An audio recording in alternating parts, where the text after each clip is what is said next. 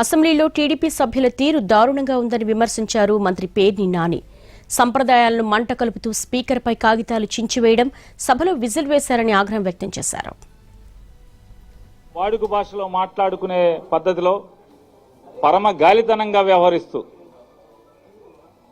కాగితాలు తెచ్చి సభలోకి సభా సాంప్రదాయాలకు విరుద్ధంగా కాగితాలు తీసుకొచ్చి వాటిని ముక్కలు చేసి స్పీకర్ గారి తలపై స్పీకర్ గారి మీద ఆటగాయితనంగా విసురుతూ ఈరోజు ఇంకా దిగజారి కోడి పందాల దగ్గర వీళ్ళ వేసినటువంటి అలవాటుతనంగా ఇక్కడ కూడా చూపిస్తున్నారు. మనకు అర్థం కావట్లేదు. కానీ వీళ్ళ వేయటమే కాకుండా బయటకు వచ్చి ఏదో అన్న సామెతగా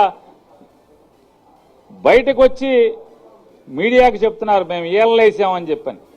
ఇంతకన్నా బరి తెగించిన గాలితనం మనకు ఎక్కడన్నా కనపడుతుందా? మనందరం సాంప్రదాయంగా వాడుక భాషలో మాట్లాడుకున్నట్టు సభలో ఎన్నడూ లేని విధంగా, చరిత్రలో లేని విధంగా బయట మనం వాడుక భాషలో మాట్లాడుకునే పద్ధతిలో పరమ గాలితనంగా వ్యవహరిస్తూ